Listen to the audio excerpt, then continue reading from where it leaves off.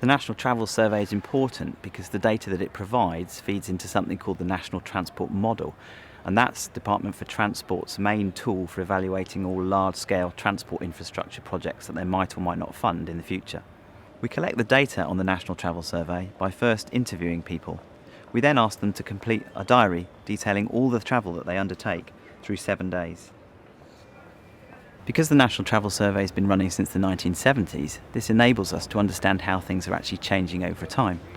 So, for example, compared with the 1970s, we still spend about the same amount of time travelling that we used to, and we travel as often as we used to, but we're travelling much, much further than we did, almost 50% more. The main reason for that is because of increased car use. One of the things that make the data particularly powerful are that they enable us to understand not just how many people are travelling, or where they're travelling, but who's doing that travel.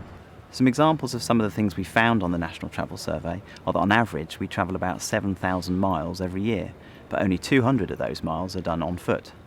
Interestingly, the most common reason for doing our travelling is to go shopping. Another interesting finding is the change in driving licence holding between men and women. Back in the 1970s, men were much more likely to have a driving licence, about 2 in 3 doing so, compared with just 1 in 3 among women.